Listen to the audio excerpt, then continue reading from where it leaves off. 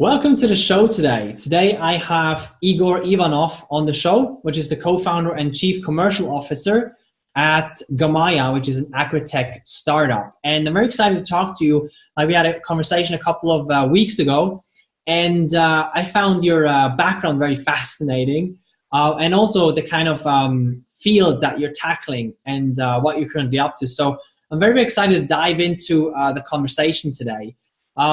First, let's dive right into your story. Igor, tell us a little bit more about who you are and what's your personal and entrepreneurial story. Okay, thanks, Daniel, for this beautiful possibility. So I'm Russian.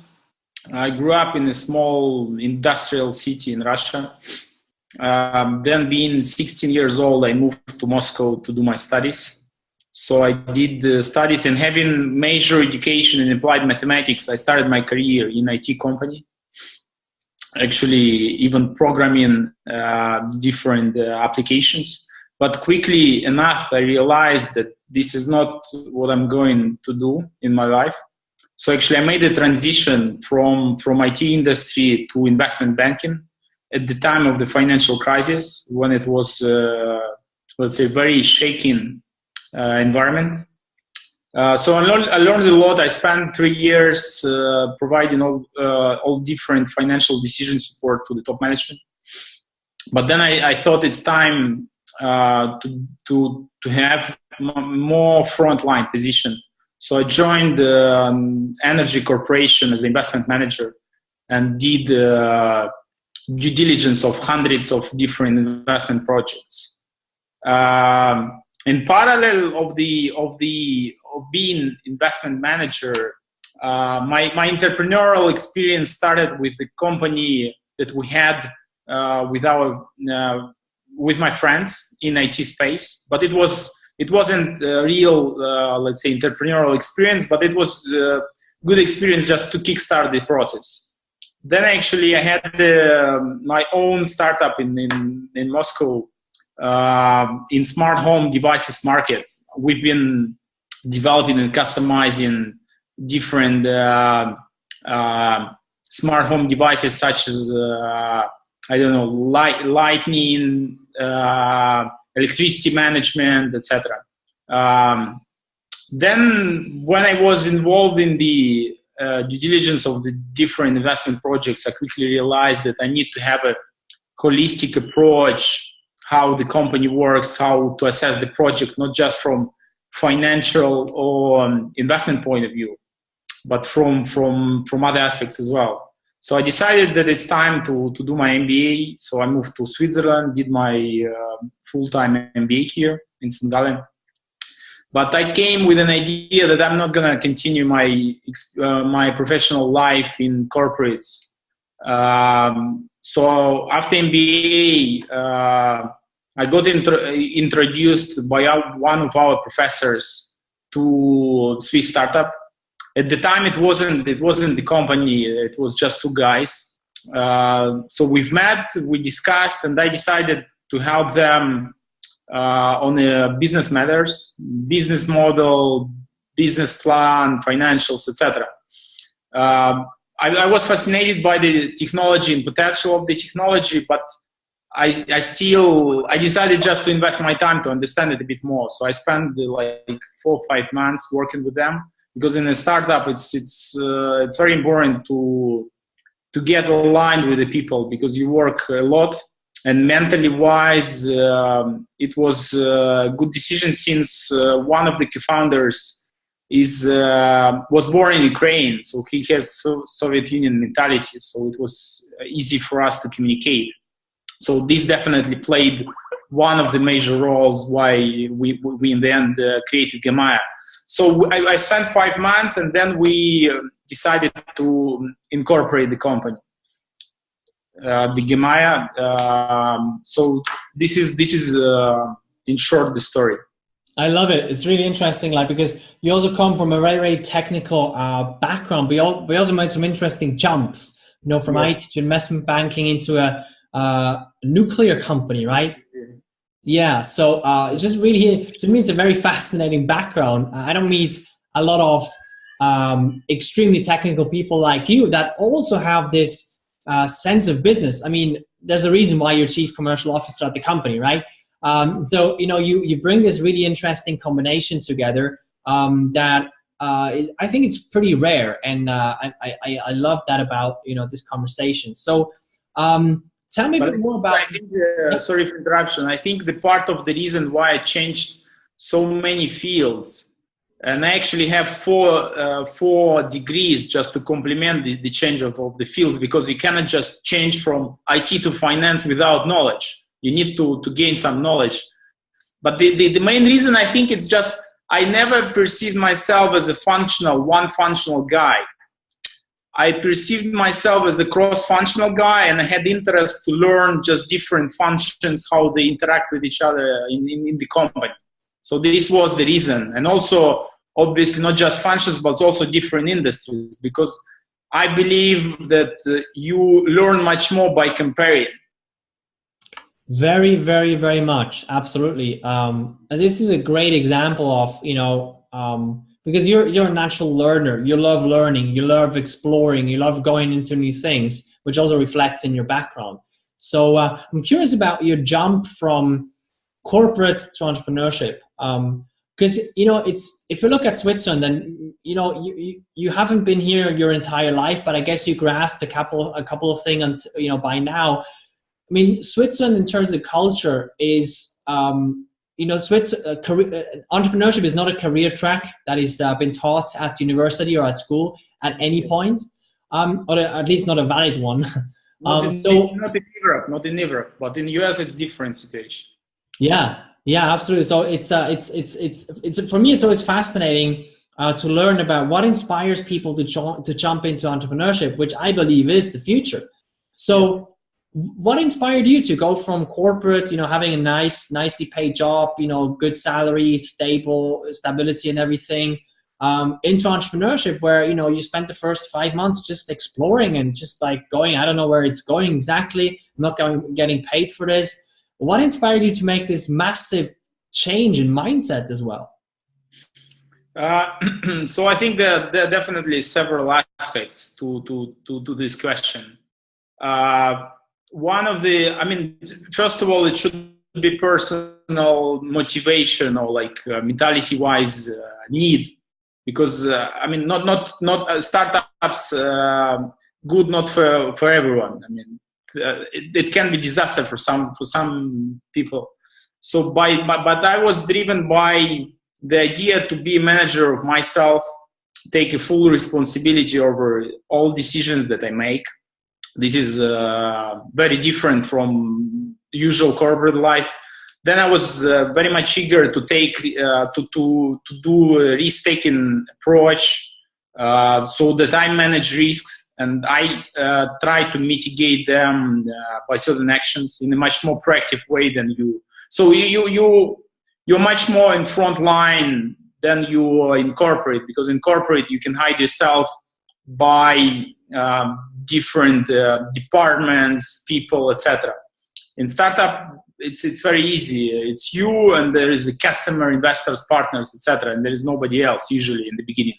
There are some other co-founders, but usually the functions are split. That you don't have liberty to delegate a lot of responsibilities.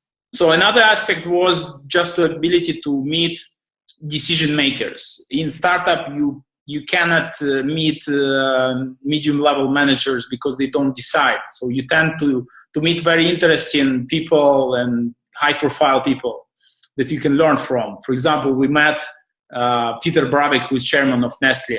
A few weeks ago, I met CEO of Syngenta, etc. So these people you usually don't meet in a normal corporate life. So this is the funny part. As I mentioned, the idea of having multifunctional experience or multifunctional and managerial experience, not just in one functions, but in the managing of the company. So this was also one of the reasons. Yeah.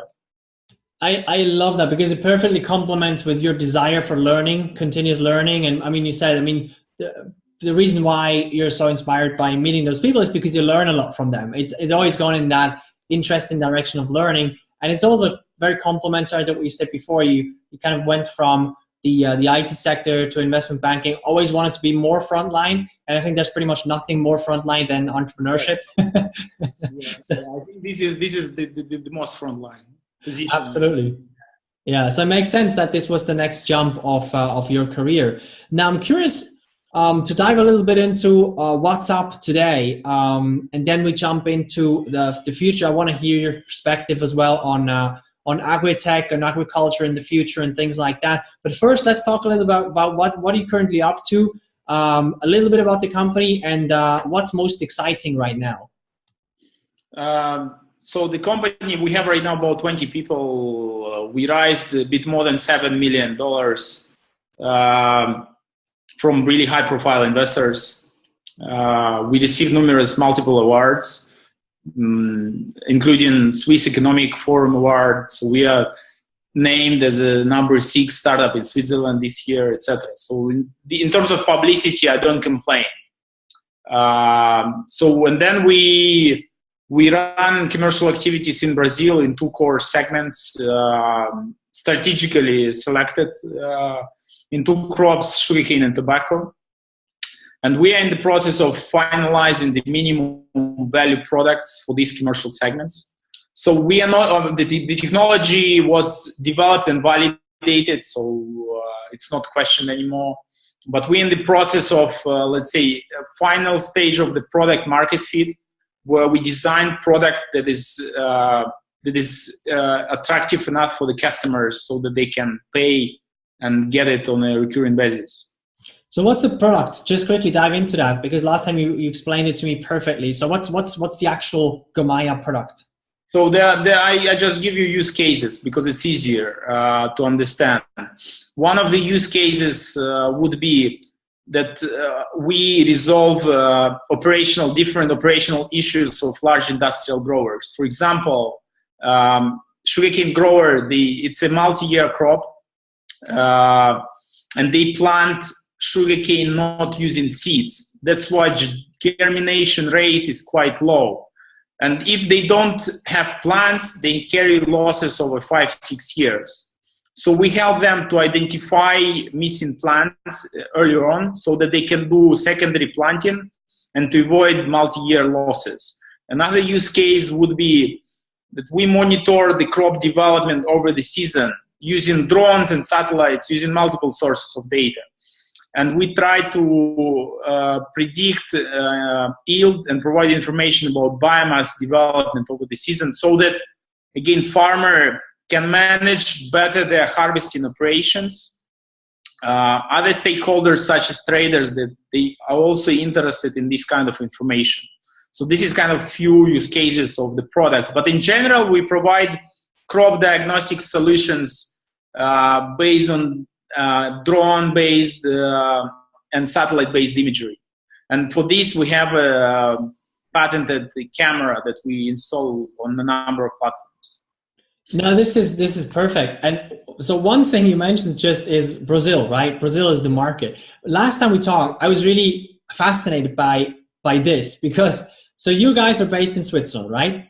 And you decided to choose Brazil, but not Brazil. You decided to go for sugarcane and tobacco. Very specific. And I just quickly want to talk about that because in any type of innovation, it doesn't matter if it's a big corporation launching a new product or if it's a startup, I think this is pure gold because what you guys did is you spent a lot of effort and a lot of time testing to figure out this beautifully amazing use case or these use cases in that very specific niche. Now tell me just quickly a little bit about it. How did you go about this? How did you figure out that it's Brazil and that it's sugarcane and tobacco? Yeah, I mean, definitely it took us, it's easy to say now, but it took us a lot of time to figure it out. So initially when we had the technology, beautiful technology in our hands, and especially considering that this technology can be applied to different fields, not just agriculture, to different fields, for example, mineralogy. So it was hard for us to decide where we should focus. And we've been told constantly by investors, you should focus, focus, focus. Especially it's hard when you receive everyday different requests for the services. And you don't have a lot of, let's say, funding, so that you try to assess them, etc. But this obviously takes a lot of time. So we decided that we, first of all, gonna address large agricultural countries for the reasons that the agriculture there is consolidated and industrialized. For example, in Europe, agriculture is not industrial. It's still smallholder farmers or family farmers. And the average size of the farm in Europe is about 12 hectares, so it's quite small. When we talk about new technologies, the big guys, the big agricultural producers, they have much more capability and expertise to adopt these new technologies, because if you talk with a small farmer, I mean, the last thing he wants to do is to learn new technology, unless he's really like in this space. So once we figure out that we're gonna address large industrial countries, we actually literally spend time traveling in these countries. So we went to South Africa, we went to Russia, Ukraine, US, Brazil, all different countries, where we physically tried to meet with the farmers, with large farmers, and understand the local environment. So this definitely helped, because just by sitting in the office and doing all kind of nice analysis that you learn from MBA usually doesn't help. So you just need to go and see and meet people. I mean, just feel. Then it was the choice was for us, because we are coming from. I'm Russian. Joseph is half. So Joseph is Israeli but speaks Russian as well. So for us, it was easy to address, let's say, Eastern Europe market. It's a very large agricultural and industrial market. But the choice was between Eastern Europe and Brazil. So we had a lot of contacts in Eastern Europe. We knew the market, we knew the rules of the market, but in the end, we decided to go for Brazil for one strategic reason, which is Brazil has unique climate conditions. It's a tropical environment, and it means almost continuous crop production. So versus Northern Hemisphere, where you can have only one crop season a year, in Brazil you can have up to 3 crop seasons a year. For us, it's an extremely beautiful asset, because you can test the technology and get feedback much faster. Because just wait 1 year, I mean, the agriculture is seasonal industry. That's why you need to really find out the way how to optimize it. So this was, I mean, obviously Brazil is second largest producer in the world of agricultural produce.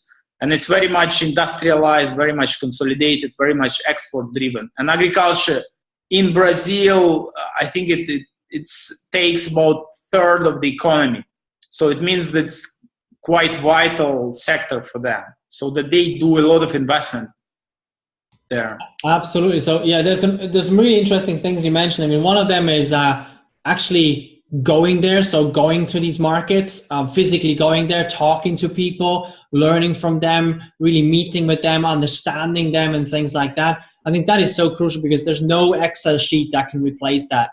It's just absolutely impossible. So this is powerful. And then like going for that market where agriculture is not just part of the economy, but it's a huge part of the economy. So it is actually important not only to the businesses, but potentially also for governments and much higher stakeholders, where you can actually have conversations with different kind of stakeholders. You can go into the market from different angles. You have much more. You have many more opportunities there, not just because of the size, but also because of the importance of the field in the market, and obviously because of the crop season as well. So this is and also I think the other interesting lesson there is, even though both of the co-founders know the Russian market, know the Eastern European market, have already contacts there, it may have been an easier platform to launch into, but there's a limit. Yeah, there's a limit to it, and it shows Brazil because you guys have the longer term vision in your head and not just like a short term, step into a market. Love that. Perfect. So I'd like to talk a little bit about agriculture as an industry and where you see things go in terms of technology, because agriculture is sort of one of these markets that not so many people know about. I mean, they know agriculture exists, right? Sure. It's not sexy industry. It's not a very sexy industry, exactly. And also, when we talk about technology, not a lot of people think about agriculture, right? Especially not in Europe. So I'm very curious about your perspective about the technological advancements in agriculture and how it's going to impact the farmers on the one side, but also the consumers on the other side. What's sort of your perspective on that, where we stand today and where we may be going into the future? Okay. So, I mean, agriculture is probably largest and last industry that wasn't actually touched by the digital revolution, at least to big extent, comparing to other industries. But it's rapidly changing now, at least during last, let's say, 3-5 years. There is right now ongoing enormous investment in all agtech space, especially in US. I think agtech right now is second largest segment in ventures after fintech. So it's not on radar screen yet in Europe, because Europe again doesn't have industrial agriculture. There are only few agricultural companies here. So there is a general trend in agriculture towards more sustainable and more efficient production, meaning that we need to grow food using less resources, such as water, chemicals, fertilizers, etc. So this is where different technologies definitely play a major role. There is a big trend from a consumer perspective. The consumers want to have much more transparency in terms of from where do they get products, how these products been produced, etc. So this affects almost all food supply chain. So in terms of from a farmer's perspective, I don't believe that in the next 5-10 years the technologies will replace farmers or agronomists, because it's in the end you still need a doctor who prescribes the treatment. But the technologies will provide very substantial decision support to the most, because farmer usually over the season, farmer makes 40 plus decisions, and to large of them, technologies can help farmers to address these issues. So I mean. You have right now beautiful autonomous vehicles, tractors that can drive across the fields. Still, agriculture being is a very traditional industry. I see slow adoption of the new technologies despite everything, because I think the main reason that usually farmers and agronomists, they're usually from different generation than like majority of entrepreneurs in agtech space right now. So I think this will come definitely with the generation change, because some of them, they delegate the responsibilities to their sons or to their family. But yeah, I think it will take a while until agriculture will be affected by the digital revolution. I think also initially investors were very keen to invest a lot of money in this space, but now after 3-4 years, they understood that the value is not just in the technologies, but the value, because the majority of the entrepreneurs and startups in this space, they actually treated agriculture as an IT industry. I mean, they use approach like in IT industry, but agriculture itself is a very complicated, very, very local industry, very seasonal, with all biological and environmental complexity around it. So it's very hard to approach this industry using universal approach that is used in IT industry. I think this is right now a big a big shift right now in understanding of the investors and startups in this space, how to actually approach the agriculture. Now that's a very, very interesting insights into this industry. And one of the takeaways that I learned from this is that sort of the technology over the next maybe 5-10 years are not going to replace the farmers, but they're more going to empower the farmers to basically make the human more valuable instead of replacing the human. Exactly. Yeah, that's great deep insights. Now I'm curious about Gamaya. What's sort of your vision for the next 2-3 years? What are some of the key goals you want to accomplish? Yes, I mean, as I mentioned, we're in the stage of making transition from, let's say, a technology-driven company, initially being a spin-out from technological laboratory here from EPFL, to a commercially driven or sales-driven organization. This implies, obviously, change of mentality in organization and bringing much more commercially minded people. But the high-level goal next few years, we want to establish ourselves in these two market segments that I mentioned. We want to become a reference in this market. And then if we are successful in just these two segments, because just sugarcane segment is a $50 billion market. So we're already going to be successful. It's much more easier to scale and get funding for the expansion. Once we establish ourselves in these markets, we understand the customer very well, we understand the operational processes of sugarcane production, etc. So we want to operate on a scale of few million hectares. So it means like in terms of revenues, we wanted to have within the next few years at least 10 million francs of recurring services in Brazil. And we want to build a unique environmental intelligence platform that actually combines individual plant level analysis with large scale analytics on a scale of million hectares. So this is the, let's say, much longer vision, but we're already working on components to contribute to this vision. But in the end, it boils down to the having reliable business operations in first target segments. So one thing I'm curious about the platform there. So tell me a bit more about the platform. How will this work, and what kind of impact will this platform have on the industry? So in the end, platform the platform that I mentioned, it's going to combine different sources of data, starting from machinery, ground sensors, drones, satellites, and then it will provide farmer a holistic overview of all agricultural operations.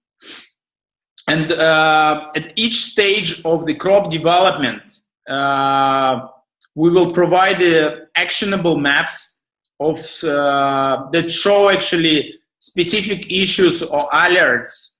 And actionable maps, meaning that the maps that farmer can use for any treatment. So, for example, farmer would be able to use variable rate prescription of fertilizers and chemicals based on our maps, so that they can optimize inputs, so that instead of spraying chemicals using average rate, they would spray chemicals using much more targeted and efficient way. Perfect. Yeah, I love that. So the impact is going to be definitely efficiency, having a better overview. This is perfect. So another impact is just to mitigate, manage enormous risks, because agriculture is exposed also to weather risk, and usually the season is quite short, so the time frame to react to certain issues is very short. So that's why if we can alert in advance about certain issues, it will have a tremendous impact on a farmer life. Absolutely, yeah, absolutely. So I love how the company has, and maybe it comes with the industry, but sort of like a bigger vision than just growth and scale and things like that. So I love that about the mission of the company. Now I'm curious about what you mentioned in terms of the goals. What would be some of the things that, if you had access to them, would make the acceleration faster or easier? Is there certain resources, capabilities, anything that you right now is on top of your mind that you say that will make it much, much easier? Yeah, definitely. In terms of access to commercial agricultural capabilities, because again, Europe is not strong in commercial agriculture, and it's extremely difficult to find talents from commercial agriculture industry. This would definitely simplify our life and understanding of actually agriculture and customers. Because again, different crops, different regions, different countries, they have all different growing practices. They have all different, the issues vary from country to crop to region, etc. So this makes this industry very complicated. So then access to let's say most advanced forward-looking customers. It's easy to say that we address to sugarcane market, but it's very hard to find in this market the most advanced customers. We actually visited probably around 20 large farmers, and generally it's about 10% only, 10 to 15% of, let's say, the innovators in the market. And because we are talking about new technologies, for us it's extremely important to work with them, because they in the end become a reference customers for us, and they help us to establish ourselves in these markets. This is definitely would simplify our life, but this is process, so it takes time. I think this can be resolved by establishing early on access to local contacts or local people from the industry that know market much better than us being in Switzerland. So in this sense, we work with local team in Brazil that helps us to address this problem. Other aspect would be access to funding. It's never-ending story, because we are not talking about just investment. We are talking investment that can be leveraged by network, by capabilities, by understanding, etc. So it's also very difficult to find investors that actually, let's say, entrepreneurs friendly, that they can help proactively to entrepreneurs. Because this was one of the criteria. We were not looking just for money. Money sometimes you can get easily. I mean, not easily, but you can get them. But it's very hard to find proactive investors, not that just sit at the boards and to protect the investors, but actually understand the industry and help, for example, to get high-profile talents in the company. Yeah, absolutely. This is some great points. So a couple of things that I heard, just to repeat the main points: talent in the sector who really understand the technological side and the commercial side. That's one thing. The other thing is either customers directly in Brazil or people in Brazil or with that cultural background that can help with contacts and influence and things like that. And the third is investors who really understand the industry, who understand the advancements, who want to advance the industry, and who are also entrepreneurial minded and not just interested in investing companies that already do 20 or 30 million in revenues, but actually really interested in investing in the entrepreneurs. So that's perfect. Now, if people want to connect with you or connect with the company, what are the best places to do that online? I mean, we are living in digital world, so any kind of ways, Google, LinkedIn, emails, calls, etc. So I mean, there is no specific answer, right, to this question. Good. So what I'll do is I will link to LinkedIn to your profile. Yes. Below that, and also to the company, so people can check out the company, they can check out you, and then they can make the connection over there when they're interested in learning more, in supporting you in making that impact even bigger. So thank you so much, Igor, for being on the show. Really appreciate your insights, your perspective in this industry that is not a lot talked about in Europe. So really appreciate it. Thank you so much, Igor.